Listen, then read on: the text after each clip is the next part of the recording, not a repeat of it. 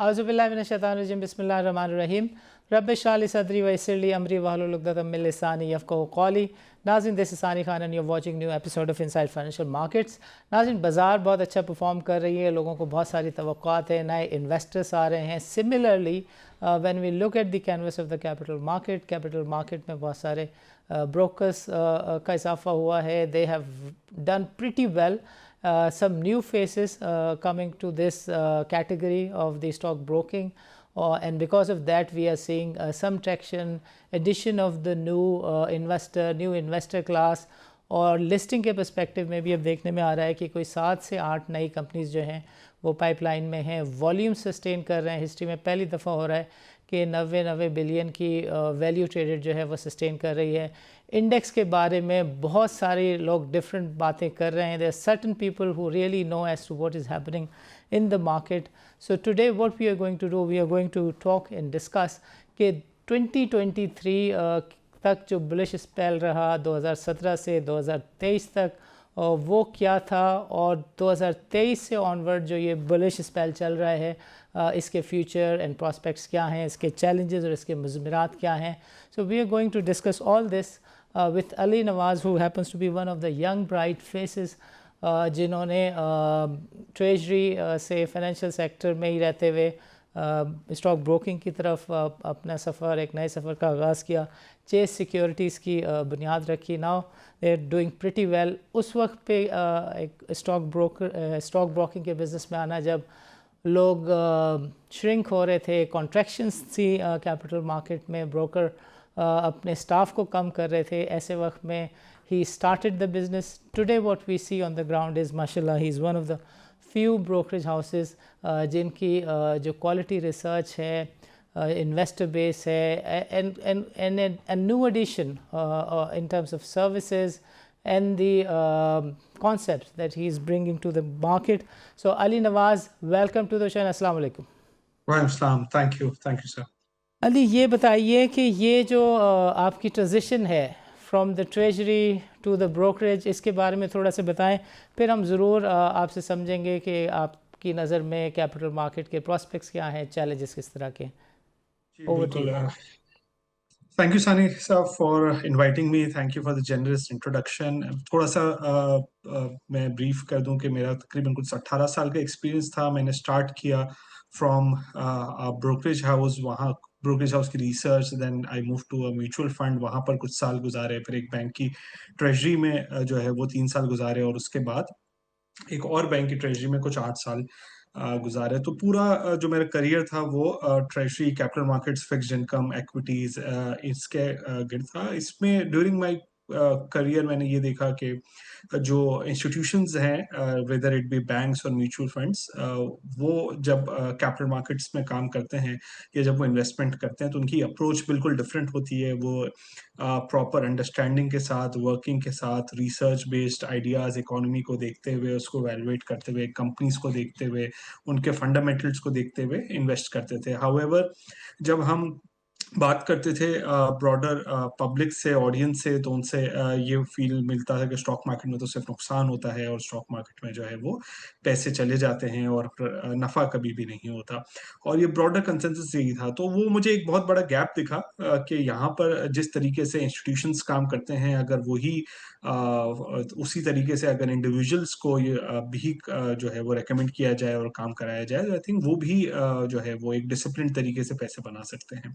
इसी विजन के साथ हमने चेस सिक्योरिटी स्टार्ट किया और एक रिसर्च डिपार्टमेंट क्रिएट किया, और फिर हमने अपने लोग इस तरह के रखे और ट्रेन किए, जिसमें वो बेसिकली उनका काम बेसिकली ब्रोकरेज बनाना नहीं, बट उससे ज़्यादा इन्वेस्टर्स के पोर्टफोलियोज को इस तरीके से डिज़ाइन करना, डेवलप करना, जिससे उनका रिस्क भी मैनेज रहे और उनका रिटर्न्स भी जो है वो आते रहे, और उनको एक रेगुलर इनकम, जो लोग जनरली बैंक की तरफ जाते हैं या रेंटल इनकम की तरफ जाते हैं, तो उनको अपने पोर्टफोलियो से भी उस तरीके की डिविडेंड इनकम मिल सके। तो हम बेसिकली ब्रोकरेज के साथ साथ एक तरीके का उनका पोर्टफोलियो स्ट्रक्चर करके, एडवाइस करके, पूरा बेस्ड ऑन रिसर्च आइडियाज उनको देते हैं, ताकि वो जो है वो इस जो मार्केट में हमने रैली देखी या मार्केट की वॉलिटिलिटी में वो नुकसान से भी बच सके और वो तेजी में पोर्टफोलियो से वो रिटर्न भी बना सके।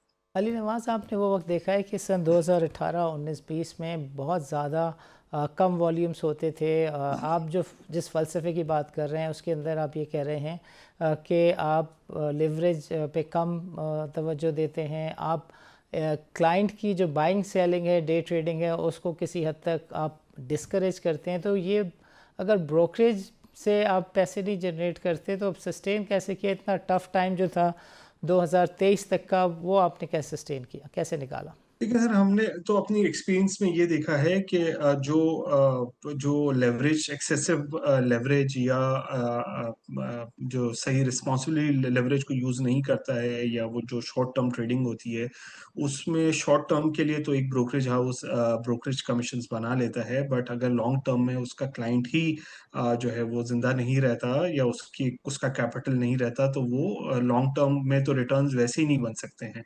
और आप ये तो कोई एक इंटेलिजेंट वे भी नहीं है कि आप किसी क्लाइंट को जो है वो 2 महीने 4 महीने के लिए अपना क्लाइंट कंसिडर करें कि बस इससे जितना रेवेन्यू बन सकता है। तो बेसिकली हमारा आइडिया ये था कि जब एक क्लाइंट के पोर्टफोलियो जब बढ़ेंगे, जब उसका 100 रुपए का पोर्टफोलियो 400 रुपए का होगा, तो वो ऑटोमेटिकली आपकी ब्रोकरेजेस भी उस हिसाब से ही इसमें बढ़ जाएगी। तो अगर क्लाइंट पैसे बनाएगा, सस्टेन रहेगा, तो ब्रोकरेज हाउस भी पैसे बना लेगा और सस्टेन होगा। इस विजन के साथ जो है वो स्टार्ट किया हमने 2021 में, लाइसेंस अप्लाई किया, 2022 में स्टार्ट किया। आई थिंक उसके बाद से 1 साल 1.5 साल बहुत टफ था, आपकी बात बिल्कुल सही है, वॉल्यूम्स नहीं थे। हाउएवर वो एक क्लाइंट्स के लिए एक अच्छी अपॉर्चुनिटी भी थी। जिन लोगों ने इन्वेस्ट किया आज उनके पोर्टफोलियोज बहुत ज़्यादा बड़े भी हो गए हैं, और वो जो है वो हमारे साथ हैं भी आज तक। तो फिर जो है वो हमने अपने टारगेट पे, अपने मिशन पर फोकस किया, तो उसके बाद तो सारी चीज़ें, चाहे वो ब्रोकरेज की मद में हो या किसी और उसमें हो, वो हमें फिर उस तरीके से आती रही। अच्छा, one final word on your strategy, new philosophy. ये तो जो क्लाइंट है आपके पुराने, वो तो आपको पीर मानते होंगे, बिकॉज इतने लोएस्ट लेवल के ऊपर किसी का पोर्टफोलियो बनवाना और 22-23 साल के रिकॉर्ड का बीट होना और फिर वैल्यू का सस्टेन करना, तो पुराने क्लाइंट तो खुश हैं। इस वक्त भी नए क्लाइंट मिल रहे हैं आपको?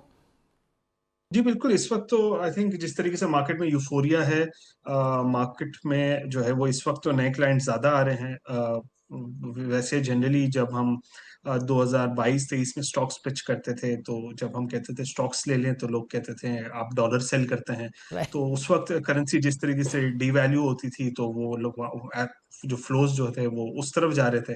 बहरहाल अभी तो इक्विटीज में इंटरेस्ट काफी बढ़ गया है। अब हमारे लिए चैलेंज ये है कि मार्केट जो है वो सिग्निफिकेंटली बढ़ चुकी है, कोई 50,000 से तकरीबन 1,70,000 तक आ गई है। तो अब उस क्लाइंट को किस तरीके से उसका रिस्क मैनेज करना है, किस तरीके से पोर्टफोलियो बनाना है, this has been a challenge for us कि हम किसी भी वॉलेटिलिटी में उसको पोर्टफोलियो जो है वो उसका ऐसा पोर्टफोलियो कंस्ट्रक्ट करें कि वॉलेटिलिटी में उसका पोर्टफोलियो बचा रहे, और अगर मार्केट यहाँ से परफॉर्म करती है तो उसमें उसका रिटर्न भी बन जाए।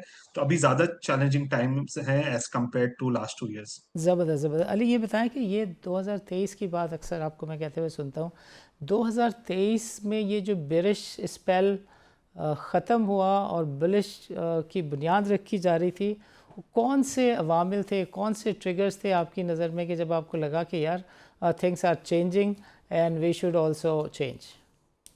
जी, देखिए सबसे पहले तो एक जो जो जो एक सबसे बड़ी चीज जहाँ से ये बुल रैली स्टार्ट हुई, वो हुआ हमारा आईएमएफ प्रोग्राम का मिलना। राइट। जब हमें जुलाई में 2023 में एक हमें 9 मंथ्स का स्टैंड बाय अरेंजमेंट जो हमारा हुआ आईएमएफ से, और उसी दरमियान एक केयरटेकर गवर्नमेंट भी आई और उसने आईएमएफ के प्रोग्राम पर जो इम्प्लीमेंट करना स्टार्ट किया, उसी वजह से हमने देखा कि करेंसी भी स्टेबलाइज हुई, डिफॉल्ट के फियर्स भी जो है वो ख़त्म हुए।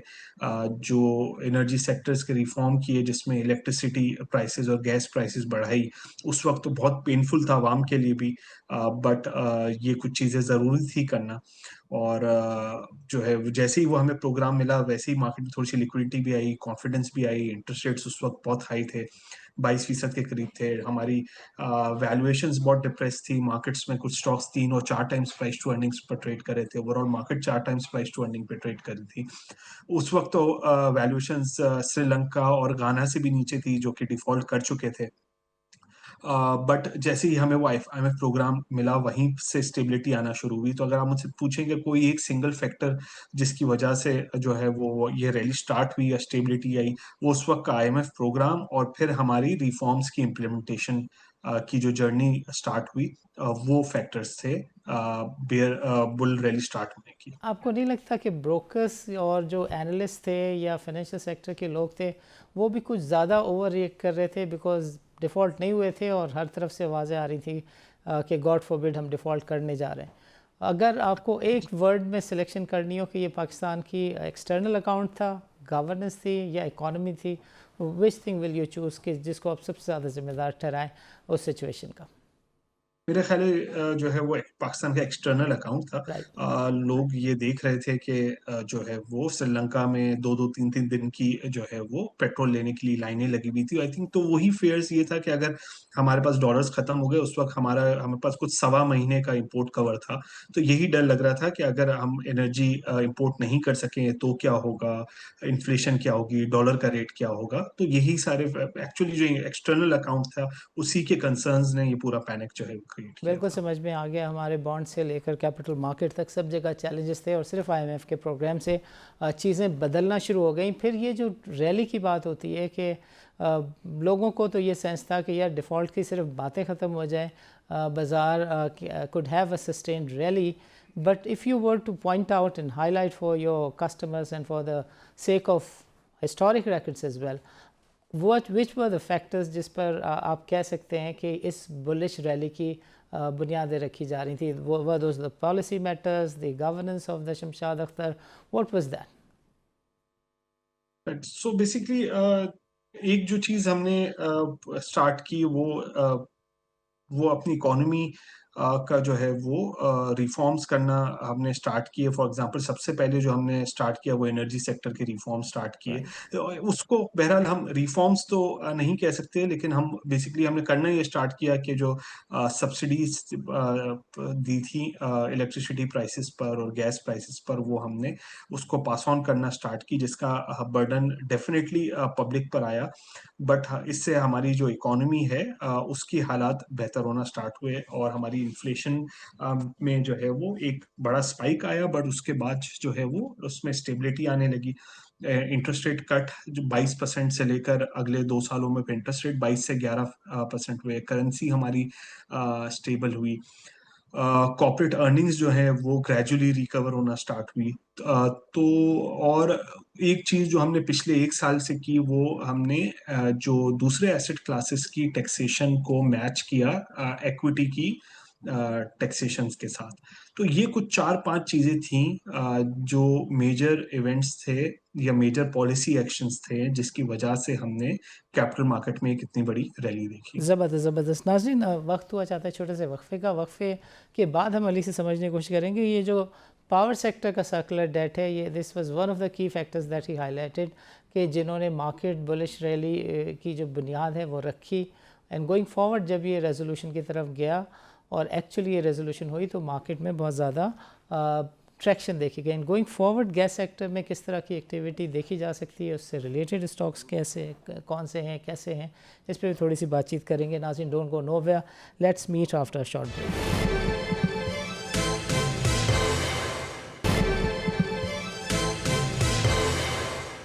वेलकम बैक नाज़रीन। नाज़रीन, प्रोग्राम के इस सेगमेंट में अली के साथ हम थोड़ा सा बाज़ार हिस्स के ऊपर एक जनरली सा तायराना जायज़ा लेने की कोशिश करेंगे, इसे समझने की कोशिश करेंगे कि गोइंग फॉरवर्ड इनकी नज़र में वो कौन से ट्रिगर्स हैं, अवामिल हैं जिसकी बदौलत ये रैली सस्टेन कर सकती है और इस रैली में आप फर्दर enhancements देख सकते हैं because of some new policy measure and what is going to be the policy matrix.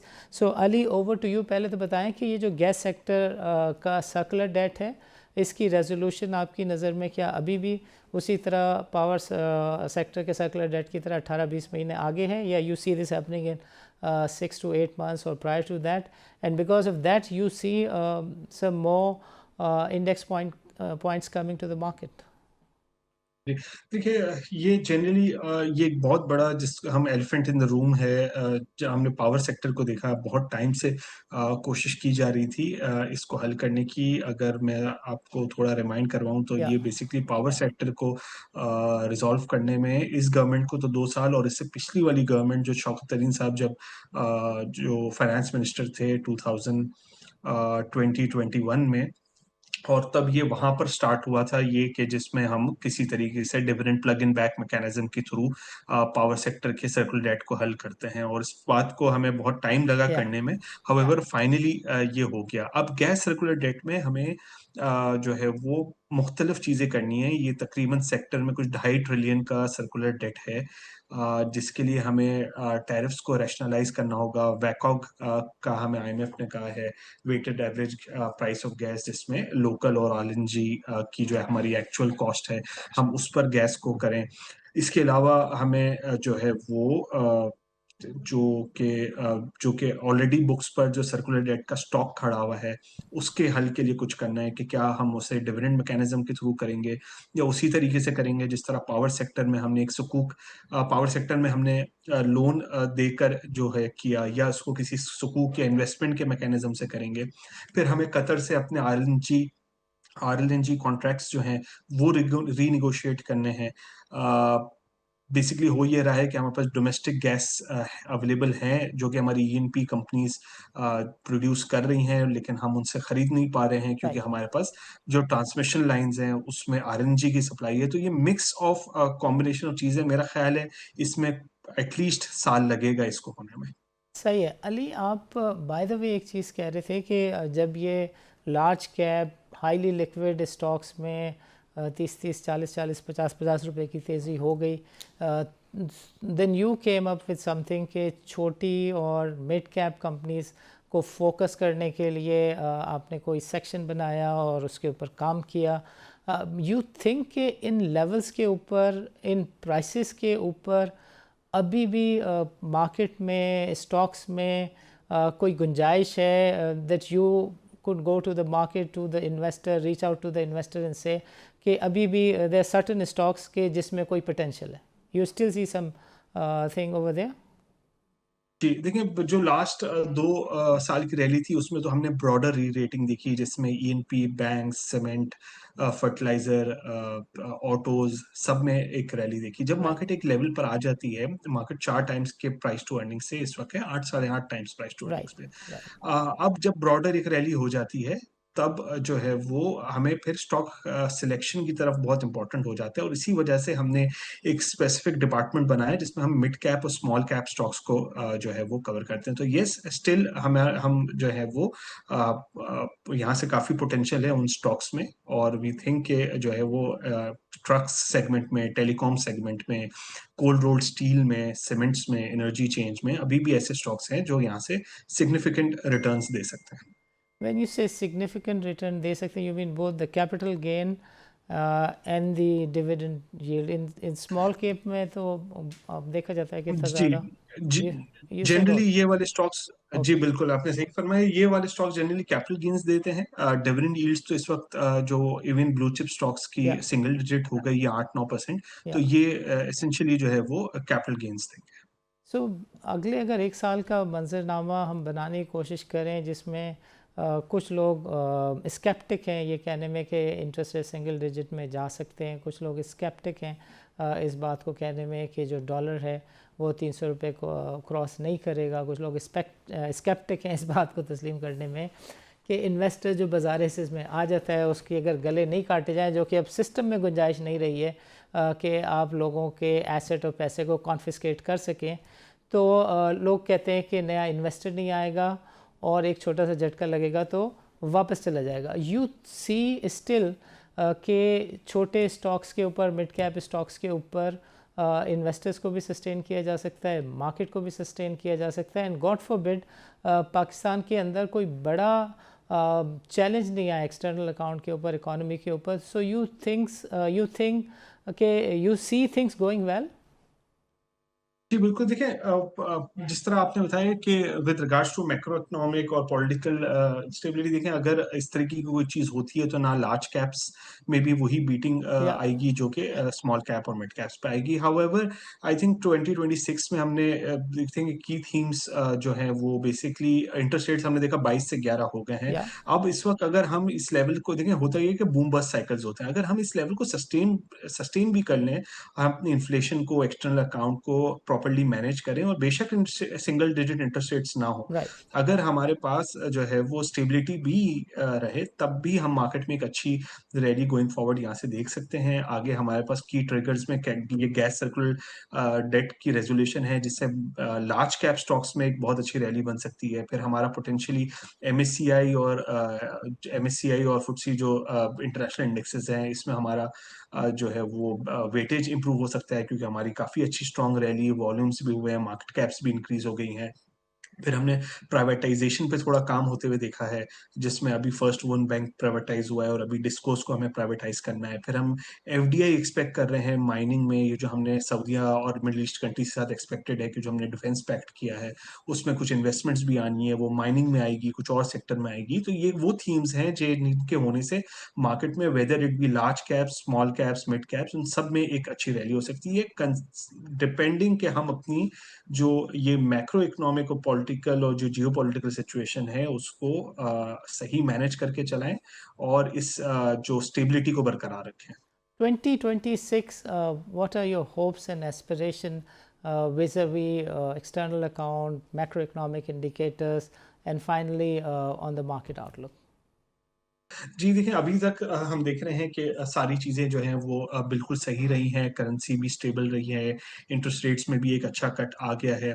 Going into 2026 हम ग्रोथ की तरफ जा रहे हैं, एस्टिमेट्स हैं हम 3 साढ़े 3% की ग्रोथ करेंगे।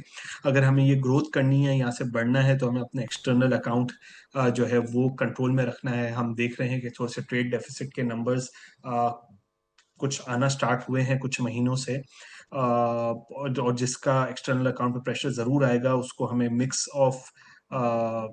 उस मिक्स ऑफ एडमिनिस्ट्रेटिव मेजर्स और करेंसी के थ्रू किसी तरह अपने एक्सटर्नल अकाउंट्स को मैनेज करना होगा, टैक्सेशन पे काम करना होगा, एक्सपेंडिचर्स कंट्रोल में रखने होंगे। अगर हम ये सारी चीज़ें लगता है अब तक हम करते आए हैं और हम आगे भी इसको कंटिन्यू करेंगे, तो आई थिंक फिर तो काफ़ी जिस तरीके से मैंने ट्रिगर्स गैस सर्कुलर डेट और एफडीआई और री-रेटिंग और रीबैलेंसिंग के हवाले से बताई, आई थिंक ये सारे ट्रिगर्स जो हैं वो मार्केट में 2026 में प्ले आउट हो सकते हैं। वॉलेटिलिटी जिस लेवल्स पर मार्केट है डेफिनेटली आ सकती है। हमने अप्रैल में एक पाकिस्तान इंडिया वॉर और फिर इसराइल और ईरान वॉर में देखा, तो हम इन्वेस्टर्स को यही कहते हैं कि जो है वो वॉलेटिलिटी तो इस साल भी आई थी, अगले साल भी आ सकती है। उस बट वो ये मार्केट का पार्ट होती है, लेकिन सब सिंगल मोस्ट इम्पोर्टेंट फैक्टर ये है कि हम अपनी पॉलिटिक्स और मैक्रो इकोनॉमी को अगर कंट्रोल करेंगे, तो I think market will continue to perform. Ali, अपने प्रोस्पेक्टिव इन्वेस्टर्स के लिए अगर कोई आप मैसेज देना चाहें आखिर में, तो हमारा प्लेटफॉर्म हाजिर है। जी, बिल्कुल देखिए, मैं सिर्फ ये कहूँगा कि जिस लेवल्स पे मार्केट है ज़रूरी नहीं है जो लास्ट 2 साल में हुआ अगले 2 साल में भी वो हो। आई थिंक रिटर्न्स यहाँ से नॉर्मल बन सकते हैं। लास्ट 2 साल में तो एबनॉर्मल रिटर्न्स थे, जिसमें इंडेक्स जो है वो 6 ट्रिलियन से मार्केट कैप कुछ 19 ट्रिलियन की हो गई, इंडेक्स 50,000 से 1,70,000 का हो गया। बट अब हमने इस साल भी देखा है कि अगर हम जनवरी टू अक्टूबर अगर देखें, तो कुछ इंडिविजुअल्स ने और म्यूचुअल फंड्स ने, क्योंकि इंडिविजुअल्स भी म्यूचुअल फंड्स के थ्रू इन्वेस्ट करते हैं, तो तकरीबन ये इंडिविजुअल्स ने एक्टिवली और पैसिवली मिला के कुछ 120 अरब रुपए इस साल स्टॉक मार्केट में इन्वेस्ट किए, जिसमें से 100 अरब रुपए जो है वो पिछले 3 महीने में आए हैं, क्योंकि 3 महीने में मार्केट की रैली बहुत शार्प थी। पूरे साल में इंडेक्स तकरीबन कुछ 42% पॉजिटिव है। पहले हाफ में जनवरी टू जून इंडेक्स सिर्फ 8% पॉजिटिव था, या पिछले 3 महीने में इंडेक्स 30% पॉजिटिव था। तो उसमें जो है वो जब मार्केट में एक मोमेंटम आया है, तो फंड्स भी आए हैं और पिछले 3 महीने में 100 अरब रुपए इन्वेस्ट हुए हैं। तो मैं इन्वेस्टर से ये कहता हूँ कि मोमेंटम चेजिंग जो है वो ना करें। पिछले 3 महीनों में बदला जिसको हम लेवरेज कहते हैं, या वो कुछ 30 अरब 35 अरब से बढ़ा हुआ है, तो आई थिंक ये वो लेवल्स हैं कि थोड़ा-सा जो है वो कॉशियस। ज़्यादा तवज्जो देने की ज़रूरत है अपने पोर्टफोलियोज़ पर। आई थिंक जो है वो रिटर्न्स बनेंगे अगर आप अपने रिस्क को मैनेज करेंगे। अली नवाज़, आपका प्रोग्राम के लिए वक्त निकालने का बहुत बहुत शुक्रिया। नाज़रीन, आज के प्रोग्राम में तफसील के साथ अपने जायज़ा लिया कि 2023 से लेके 2025 तक बाज़ार के हालात कैसे रहे, 2023 से पहले के चैलेंजेस कैसे थे, and going forward what are the hopes and aspirations about the capital market.